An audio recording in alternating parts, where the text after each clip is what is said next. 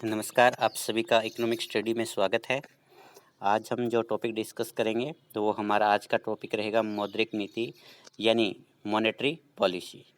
तो एक देश के लिए जो मौद्रिक नीति होती है वो काफ़ी महत्वपूर्ण होती है, क्योंकि जो मॉनेटरी पॉलिसी होती है वो जो होती है एक देश की सरकार जो होती है उसका जो वो आर्थिक स्थिरता के लिए, रोजगार को बढ़ाने के लिए, ऋण के वितरण के लिए जो है प्रयोग करती है।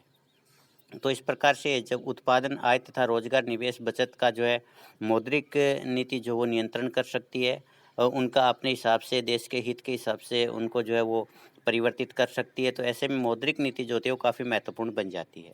तो इसीलिए ये जो टॉपिक है वो अपने आप ही महत्वपूर्ण बन जाता है।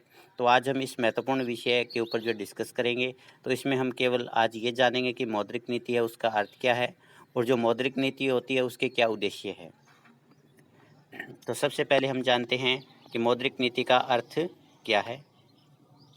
मौद्रिक नीति से अभिप्राय उस नीति से है जिसमें एक देश की सरकार या केंद्रीय बैंक ब्याज दर के माध्यम से जो है अर्थव्यवस्था में मुद्रा की मांग और पूर्ति को नियंत्रित करता है। इस प्रकार से मौद्रिक नीति के अंतर्गत जो होता है मुद्रा की मांग और मुद्रा की पूर्ति को जो नियंत्रित किया जाता है, और मुद्रा की मांग और पूर्ति को नियंत्रित करके जो है एक देश जो है अपने आर्थिक विकास के लक्ष्य को प्राप्त करता है। यह एक देश की सरकार के जो अन्य उद्देश्य होते हैं उन उद्देश्यों को प्राप्त करने की कोशिश करता है। तो भारत की जो मौद्रिक नीति है उस मौद्रिक नीति का क्रियान्वयन आरबीआई यानी रिजर्व बैंक ऑफ इंडिया के द्वारा किया जाता है। मौद्रिक नीति एक ऐसी नीति होती है जिसके माध्यम से किसी देश का जो मौद्रिक प्राधिकरण, खासकर उस देश का जो सेंट्रल बैंक होता है, उस देश की अर्थव्यवस्था के अंदर ब्याज की दरों को नियंत्रित करके मुद्रा की पूर्ति को नियमित और नियंत्रित करता है, ताकि वस्तुओं के दामों में बढ़ोतरी होने से बचा जा सके और अर्थव्यवस्था को विकास की तरफ अग्रसर किया जा सके। तो इस प्रकार से जो भारत के संदर्भ में मौद्रिक नीति है वो भी बिल्कुल क्लियर कहती है कि मौद्रिक नीति का उद्देश्य जो होता है एक देश के अंदर आर्थिक विकास को बढ़ाना है। तो अब परिभाषा देखते हैं। DC अस्टन के अनुसार मौद्रिक नीति का संबंध ब्याज की दर और साख की उपलब्धि को नियंत्रित करके कुल मांग के स्तर और संरचना को प्रभावित करने से है। तो इसके अंदर जो होता है ये जो मुद्रा की मात्रा होती है उसको किसी विशेष उद्देश्य से नियंत्रित किया जाता है, चाहे वो रोजगार को बढ़ाने का उद्देश्य हो, चाहे वो कीमतों को स्थिर करने का उद्देश्य हो, चाहे विकास की गति को बढ़ाने का उद्देश्य हो, चाहे निर्यात को बढ़ाने का उद्देश्य हो, चाहे समानता को लाने का उद्देश्य हो। किसी भी विशेष उद्देश्य की प्राप्ति के लिए जब ब्याज दरों को परिवर्तित किया जाता है तो उस नीति को हम जब मौद्रिक नीति कहते हैं। तो ब्याज दरों के साथ साथ जो इसमें साख की मात्रा को भी नियंत्रित किया जाता है। अब हम मौद्रिक नीति के उद्देश्य देखते हैं। पहला मौद्रिक नीति का उद्देश्य होता है कीमत स्थिरता। तो किसी भी देश के अंदर अगर उस देश को स्मूथली विकास करना है तो उसके लिए जो कीमतों की स्थिरता बहुत ही ज़रूरी है। अगर कीमतों में बहुत तेज़ी आती है तो वो भी एक देश के लिए अच्छी बात नहीं है, और अगर कीमतों में बहुत ज़्यादा कमी होती है तो वो भी एक देश के विकास के लिए सही नहीं रहेगा। तो जब हम मूल्य स्थिरता की बात करते हैं तो मूल्य स्थिरता की आवश्यकता आर्थिक विकास के साथ साथ मूल्यों की गति के ऊपर जो है विराम लगाने के लिए बहुत ही ज़रूरी होती है, क्योंकि जैसे जैसे विकास होता चला जाता है वैसे वैसे एक देश के अंदर आय के स्तर में वृद्धि होगी, और जब आय के स्तर में वृद्धि होगी तो उसके कारण डिमांड बढ़ने की वजह से जो है कीमतों में वृद्धि होनी है। तो ऐसे में अगर उसको नियंत्रित नहीं किया जाएगा तो वो जो है आगे जो है खतरनाक रूप धारण कर सकती है। तो जब कभी भी कीमतें बढ़ने लगती है, अब कीमतें बढ़ने की वजह क्या है, अगर आप इसको समझें तो सप्लाई ऑफ मनी बढ़ गई, यानी मुद्रा की मात्रा जो बढ़ गई उसकी वजह से मांग बढ़ेगी, और अगर मांग बढ़ेगी तो उसके कारण जो है कीमतों में वृद्धि होगी। तो ऐसे में अगर इस मुद्रा की मात्रा को अगर कम कर दिया जाए तो उसकी वजह से जो मांग कम हो जाएगी और कीमतें भी कम हो जाएगी। तो जब कभी भी कीमतें बढ़ती है तो सरकार जो है संकुचनकारी मौद्रिक नीति अपनाती है। अब संकुचनकारी मौद्रिक नीति के अंदर सरकार क्या करती है, ब्याज दरों को जो बढ़ा देगी, CRR SLR की रेट बढ़ा देगी, और जो खुले बाजार की क्रियाएं हैं उस खुले बाजार की क्रियाओं के अंदर सरकार जो है जनता को प्रतिभूतियों को बेचेगी। तो इसके कारण जो अर्थव्यवस्था में मुद्रा की मात्रा कम होगी, और मुद्रा की मात्रा कम होने से कीमतें कम होने लग जाएंगी। इसके विपरीत अगर एक देश की अर्थव्यवस्था के अंदर जो वो कीमतें कम हो रही है तो उस अवस्था के अंदर सरकार विस्तारवादी मौद्रिक नीति अपनाती है। अब विस्तारवादी मौद्रिक नीति जब अपनाई जाएगी तो अर्थव्यवस्था में मुद्रा की मात्रा बढ़ेगी, पूर्ति बढ़ेगी, और मुद्रा की पूर्ति बढ़ने की वजह से मांग बढ़ेगी, और मांग के बढ़ने के कारण कीमत स्तर में भी वृद्धि होगी। तो इस प्रकार से जब सरकार विस्तारवादी मौद्रिक नीति अपनाती है तो विस्तारवादी मौद्रिक नीति के अंतर्गत जो है ब्याज दर है उसके अंदर कमी करेगी, CRR है, SLR है, उसको भी सरकार जो कम करेगी। इसके अलावा जो खुले बाजार की क्रियाएं हैं, खुले बाजार की क्रियाओं के अंतर्गत सरकार जो है जनता से प्रतिभूतियों को वापस खरीदती है ताकि जनता के पास में मुद्रा जाए और वो ज़्यादा डिमांड करे। तो इस प्रकार से जब विस्तारवादी मौद्रिक नीति अपनाई जाएगी तो उसके कारण मांग बढ़ेगी, और मांग बढ़ने के कारण कीमत स्तर में भी वृद्धि होगी। तो इस प्रकार से अगर कीमतें बढ़ती है तो संकुचनकारी मौद्रिक नीति, कीमतें स्थिर हो जाएंगी। अगर कीमतों में कमी होने लगती है तो विस्तारवादी मौद्रिक नीति, कीमतें फिर से बढ़ करके स्थिर हो जाएंगी। तो इस प्रकार से मौद्रिक नीति का एक उद्देश्य जो होता है कीमतों में स्थिरता रखना है। नेक्स्ट है बैंकों के ऋणों की बढ़ोतरी पर नियंत्रण रखना। भारतीय रिजर्व बैंक जो होता है, बैंक के महत्वपूर्ण कार्यों में से एक जो है उत्पादन को प्रभावित किए बिना जो है उधार पर दिए जाने वाले ऋण को कम करना है। अब मान लीजिए कि अगर RBI जो है वो ऐसी नीति अपनाता है जिससे उत्पादन क्षेत्र में जाने वाले ऋण में भी कमी हो जाती है, तो उससे एक देश के अंदर उत्पादन क्षमता कम होगी, उत्पादन में कमी होगी और एक देश के अंदर बेरोजगारी फैलेगी। तो यहाँ पर RBI ये प्रयास करता है कि मैं ऋणों पर तो नियंत्रण रखूं, कि आगे जो बैंक ऋण दे रहे हैं उसके ऊपर मेरा कंट्रोल हो, लेकिन ये भी ध्यान रखा जाता है कि उससे एक देश के उत्पादन के ऊपर कोई बुरा प्रभाव ना पड़े। और इसके साथ जो RBI है वो मौसम के अनुसार जो है जो आवश्यकता है उनके लिए ऋण देता है। जैसे मान लीजिए कि जो एक पर्टिकुलर मौसम आता है उसके अंदर किसी विशेष वस्तु की ज़्यादा आवश्यकता है तो उसके प्रोडक्शन के लिए RBI ज़्यादा ऋण देगा। उस ज़्यादा ऋण कैसे दे सकता है? उस क्षेत्र के लिए दी जाने वाले ऋण के ऊपर ब्याज की दर कम कर देगा। तो जब ब्याज की दर कम करेगा तो ऑटोमेटिकली साख में विस्तार होगा, ऋण की मात्रा बढ़ेगी। इसी प्रकार से जिन वस्तुओं की ज़्यादा मांग है, ज़्यादा आवश्यकता है, उन वस्तुओं के उत्पादन के लिए जो सस्ती मौद्रिक नीति अपना सकता है, जिसकी वजह से जो उस क्षेत्र के अंदर ज़्यादा उत्पादन होगा। तो इस प्रकार से हम ये देखते हैं कि मौद्रिक नीति का एक जो उद्देश्य होता है वो जो बैंकों के द्वारा ऋण दिए जाते हैं, उन बैंकों के द्वारा दिए जाने वाले ऋण के ऊपर केंद्र सरकार का या केंद्रीय बैंक का नियंत्रण स्थापित करना भी है। क्योंकि अगर बैंकों के ऊपर जो ऋण दिया जा रहा है उसके ऊपर अगर कोई नियंत्रण नहीं होगा तो अपनी मनमर्जी से जो ऋण देंगे, जिसके कारण एक देश के आर्थिक विकास के अंदर जो बाधा पैदा हो सकती है। नेक्स्ट है स्थिर निवेश का संवर्धन, यानी निवेश की जो गति है उसको एक स्थिर दर से बढ़ाना। इसमें क्या होता है कि जो बहुत ही गैर जरूरी जो निवेश होता है उस निवेश के अंदर सरकार जो कमी करना चाहती है, क्योंकि अगर निवेश बढ़ेगा तो निवेश के बढ़ने के साथ जो उत्पादकता में कमी होगी, क्योंकि हमें पता है कि जैसे जैसे इन्वेस्टमेंट बढ़ता है उससे मार्जिनल एफिशिएंसी ऑफ कैपिटल यानी पूंजी की जो उत्पादकता उसमें कमी होती है। तो ऐसे में सरकार जो है इस प्रकार की नीति अपनाती है ताकि ये निवेश जो वो ज़्यादा अधिक मात्रा में ना बढ़े, क्योंकि अगर बहुत अधिक मात्रा में बढ़ गया तो उत्पादकता में कमी होगी, और अगर उत्पादकता में कमी होगी तो उसके कारण लाभ कम होगा, और लाभ कम होगा तो उसके कारण जब उत्पादन कम होने की वजह से एक देश के अंदर बेरोजगारी फैलेगी। तो ऐसे में मौद्रिक नीति का उद्देश्य होता है कि निवेश को एक स्थिर गति से बढ़ाया जाए और जो गैर जरूरी निवेश होता है उसके ऊपर जो रोक लगाई जाए। इसमें जो है विभिन्न उद्देश्यों के लिए जो है ऋण की मात्रा को नियंत्रित किया जाता है, कि जैसे एग्रीकल्चर के लिए एक निश्चित मात्रा कर दी जाती है, आप इतना जो ऋण दोगे। छोटे उद्योगों के लिए ऋण की मात्रा निश्चित कर दी जाती है, बड़े उद्योगों के लिए ऋण की मात्रा निश्चित कर दी जाती है। आयात और निर्यात की नीति के अंतर्गत जो है ऋण की मात्रा को निश्चित किया जाता है। तो ये मात्रा इस प्रकार से नियंत्रित की जाती है, निश्चित की जाती है ताकि निवेश जो एक स्थिर गति से आगे बढ़ता रहे, यानी एक जो कांस्टेंट इंक्रीजिंग रेट है वही बढ़ती रहे, बहुत अधिक बूम ना आए, बहुत अधिक उसमें डाउनफॉल भी ना आए। नेक्स्ट है माल की पूर्ति पर प्रतिबंध लगाना।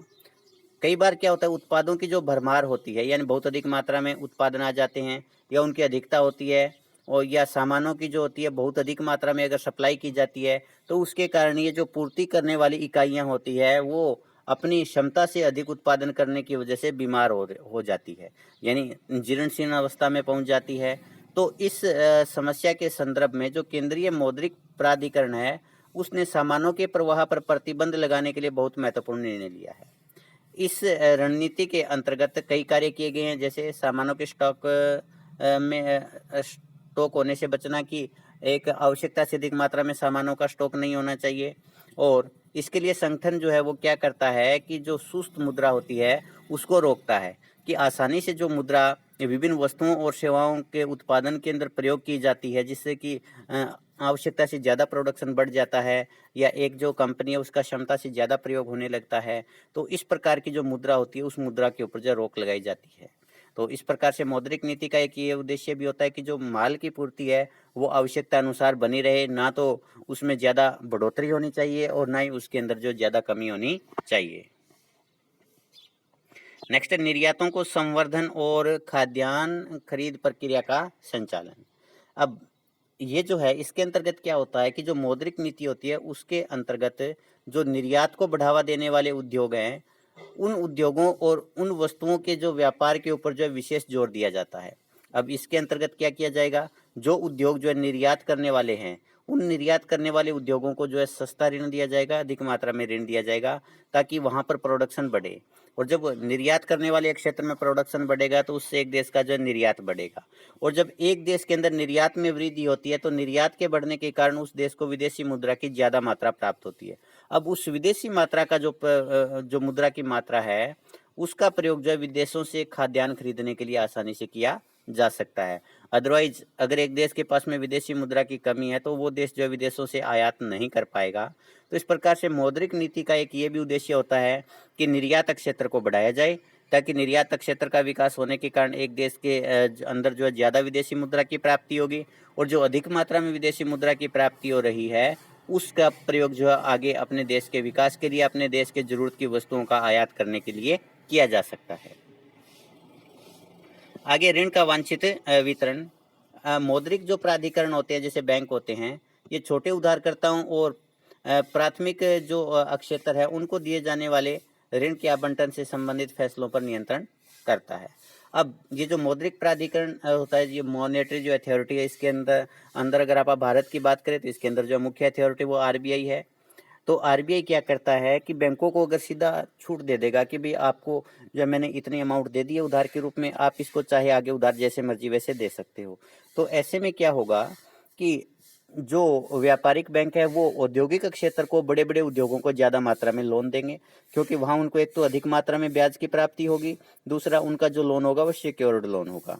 तो ऐसे में जो पिछड़े क्षेत्र है, जो प्राथमिक क्षेत्र है, एग्रीकल्चर सेक्टर है, उसके लिए जो है ऋण नहीं मिल पाएगा। तो ऐसे में मौद्रिक नीति के अंतर्गत ये किया जाता है कि प्रत्येक क्षेत्र जो होता है उस क्षेत्र के लिए मुद्रा की मात्रा या जो लोन की मात्रा वो निश्चित कर दी जाती है। तो जब प्रत्येक क्षेत्र के लिए मौद्रिक नीति के अंतर्गत ऋण की मात्रा निश्चित कर दी जाती है तो ऐसे में इस बात की गारंटी हो जाती है कि प्रत्येक क्षेत्र को लोन मिल सकता है। जैसे अगर भारत की बात करें तो भारत के अंदर लगभग प्रत्येक बैंक को ये हिदायत है कि वो 40% जो लोन है वो एग्रीकल्चर सेक्टर को देगा। तो जब 40% लोन एग्रीकल्चर सेक्टर को दिया जाना कंपलसरी है, तो ऐसे में वो जो अमाउंट है वो चाह करके भी व्यापारिक बैंक जो औद्योगिक क्षेत्र को नहीं दे सकते। तो ऐसे में इस बात की गारंटी है कि एग्रीकल्चर सेक्टर को भी पर्याप्त मात्रा में लोन मिलेगा। नेक्स्ट है ऋणों का समान वितरण। रिजर्व बैंक की जो मौद्रिक नीति है उसके अंतर्गत अर्थव्यवस्था के सभी क्षेत्रों को जो है समान लाभ का अवसर जो उपलब्ध करवाया जाता है। यदि ऋण नीति पर रिजर्व बैंक का नियंत्रण नहीं होगा तो केवल कुछ क्षेत्र जो है अधिक मात्रा में ऋण लेने में कामयाब हो जाएंगे। तो जब जिन क्षेत्रों को अधिक मात्रा में लोन मिला है उन क्षेत्रों का तो विकास तेजी से होगा, उनका विकास जो है ज़्यादा होगा, और वो क्षेत्र जिन क्षेत्रों को कम मात्रा के अंदर लोन की उपलब्धता हुई है वो क्षेत्र पिछड़ जाएंगे। तो ऐसे में जो मौद्रिक नीति होती है, मौद्रिक नीति के अंतर्गत प्रत्येक क्षेत्र का कोटा फिक्स कर दिया जाता है लोन का, और उसी के अनुसार जो आगे व्यापारिक बैंक लोन देते हैं तो उससे जो है प्रत्येक क्षेत्र को जो है समान मात्रा में ऋण का वितरण संभव होता है। तो ये भी जो है मौद्रिक नीति का एक उद्देश्य है कि प्रत्येक क्षेत्र को जो है उसकी आवश्यकता अनुसार समान मात्रा में ऋण उपलब्ध करवाया जाए। नेक्स्ट है दक्षता को बढ़ावा देना। ये दक्षता जो वित्तीय प्रणाली की है, यानी जो फाइनेंशियल सेक्टर है उसकी जो है कैपेसिटी या जो उसकी कैपेबिलिटी है उसको बढ़ाया जाए। ये वित्तीय प्रणाली के प्रभाव को बढ़ावा देता है। साथ ही संरचनात्मक परिवर्तनों जैसे कि ऋण वितरण प्रणाली में आसान परिचालन, ब्याज की दरों में वृद्धि पर नियंत्रण आदि स्थापित करता है। तो मौद्रिक नीति के माध्यम से ही एक देश का जो केंद्रीय मौद्रिक सिस्टम होता है, जिसमें बैंक होता है, वो जो होता है वितरण प्रणाली होती है, उसका संचालन कर पाता है मौद्रिक नीति के द्वारा ही। और ब्याज दरों के अंदर होने वाले परिवर्तन को भी वो अपनी मौद्रिक नीति के अंतर्गत नियंत्रित कर पाता है। तो जब एक पूरी की पूरी मौद्रिक जो सिस्टम है उसके ऊपर एक क्षेत्र का नियंत्रण होगा, तो उसके कारण वो जो मौद्रिक प्रणाली वो ज़्यादा प्रभावशाली होगी और अपने लक्ष्यों को जब प्राप्त करने में वो कामयाब होगी। इसके अलावा मुद्रा के संदर्भ में बाजार में नए नए जो मानदंड है उनको भी स्थापित किया जाता है और उन्हीं मानदंडों के अनुसार जो है बैंकों को अपना व्यवहार करना पड़ता है। नेक्स्ट है आर्थिक विकास। किसी भी देश के आर्थिक विकास के लक्ष्य को प्राप्त करने के लिए मौद्रिक नीति काफ़ी महत्वपूर्ण होती है, क्योंकि एक देश का जो डेवलपमेंट होता है वो निवेश के ऊपर निर्भर करता है और निवेश जो होता है वो ब्याज की दर के ऊपर निर्भर करता है। अब अगर एक देश के अंदर मौद्रिक नीति के अंतर्गत ब्याज की दरों को कम किया जाता है, तो ब्याज की दरों को कम करने की वजह से वहाँ पर जो है ज़्यादा मात्रा में उधार लिया जाएगा। ज़्यादा मात्रा में उधार लेने से ज़्यादा इन्वेस्टमेंट होगा, तो एक तरफ तो इन्वेस्टमेंट हो रहा है, दूसरी तरफ सस्ता लोन देने की वजह से मांग भी बढ़ेगी। अगर मांग बढ़ेगी तो कीमतें बढ़ने से प्रॉफिट भी बढ़ेंगे। तो इस प्रकार से एक देश के अंदर जो है ऋण की जो नीति होती है, ब्याज दरों की जो पॉलिसी होती है, उसके माध्यम से जो है इन्वेस्टमेंट को बढ़ाया जाता है। और जब एक देश के अंदर इन्वेस्टमेंट बढ़ेगा तो इन्वेस्टमेंट के कारण एक देश में उत्पादन बढ़ेगा और उत्पादन के साथ साथ जो रोजगार में भी वृद्धि होगी। तो ऐसे में ये जो है कीमतें के जो उत्पादन बढ़ रहा है, रोजगार बढ़ रहा है, लोगों की आय बढ़ रही है, यहाँ तक जो है निवेश के माध्यम से किया जा सकता है मौद्रिक नीति के अंतर्गत। लेकिन यहाँ तक अगर आप रुक जाते हैं तो ये एक देश का विकास नहीं होगा, क्योंकि ये उत्पादन, आय तथा रोजगार के बढ़ने के साथ साथ विकास के लिए एक जरूरी शर्त यह भी कि कीमत स्थिरता को बनाया जाए। अब कीमत जो स्थिरता है वो भी हम जो मौद्रिक नीति के माध्यम से प्राप्त कर सकते हैं, जिसको हमने जो पहले पॉइंट में डिस्कस किया था। तो इस प्रकार से अगर एक देश को अपना आर्थिक विकास करना है तो आर्थिक विकास के लिए कीमत स्थिरता जरूरी है, वो मौद्रिक नीति के माध्यम से संभव है। एक देश को अगर अपना आर्थिक विकास करना है तो उसके लिए निवेश को बढ़ाना जरूरी है, वो मौद्रिक नीति के माध्यम से संभव है। अगर एक देश को अपना विकास करना है तो उसके लिए उत्पादन, आय तथा रोजगार को बढ़ाना जरूरी है, वो भी मौद्रिक नीति के माध्यम से संभव है। तो इस प्रकार से हम देखते हैं कि एक देश के आर्थिक विकास के लक्ष्य को प्राप्त करने में मौद्रिक नीति जो काफ़ी कारगर सिद्ध होती है। तो इसलिए प्रकार से एक जो मौद्रिक नीति है उसका एक जो लक्ष्य है, उद्देश्य है, वो है जो आर्थिक विकास प्राप्त करना। नेक्स्ट है पूर्ण रोजगार। किसी भी देश के अंदर रोजगार का जो स्तर होता है वो प्रभावपूर्ण मांग के ऊपर निर्भर करता है। अब प्रभावपूर्ण मांग जो होती है वो एग्रीगेट डिमांड और एग्रीगेट सप्लाई जहाँ पर बराबर होती है वो लेवल होता है। अब एग्रीगेट डिमांड जो होती है C+I, यानी कंजप्शन के लिए मांग और निवेश के लिए मांग। अब ये जो मौद्रिक नीति होती है ये जो है निवेश को भी प्रभावित करती है और उपभोग को भी प्रभावित करती है। तो मौद्रिक नीति के अंदर अगर हम ऐसा परिवर्तन करते हैं जिसके कारण एक देश के अंदर कंजप्शन में भी वृद्धि हो, इसके साथ साथ जो इन्वेस्टमेंट को भी बढ़ावा मिले, तो अगर ये दोनों बढ़ेंगे तो उसके कारण जो एग्रीगेट डिमांड बढ़ेगी और एग्रीगेट डिमांड बढ़ने के कारण जो प्रभावपूर्ण मांग में भी वृद्धि होगी। और जब प्रभावपूर्ण मांग बढ़ेगी तो उसके कारण जो एक देश के अंदर रोजगार की मात्रा में वृद्धि होगी। और ऐसे करते करते अर्थव्यवस्था के अंदर एक ऐसा पॉइंट आएगा जब एक अर्थव्यवस्था जो पूर्ण रोजगार के लक्ष्य को प्राप्त कर लेगी। तो इस प्रकार से मौद्रिक नीति का एक और उद्देश्य जो होता है पूर्ण रोजगार को पाना है। हमें पता है कि निवेश को बढ़ा करके जो पूर्ण रोजगार को बढ़ाया जा सकता है। तो सस्ती मौद्रिक नीति को अपनाने से निवेश के अंदर वृद्धि होगी और जब निवेश के अंदर वृद्धि होगी तो उसके कारण जो है रोजगार को बढ़ाने में भी मदद मिलेगी। और जब रोजगार लगातार बढ़ता जाएगा तो उसके कारण जो है अर्थव्यवस्था के अंदर जो है वो जो पूर्ण रोजगार की प्राप्ति हो जाएगी। इसी के साथ अपना ये टॉपिक समाप्त होता है। धन्यवाद।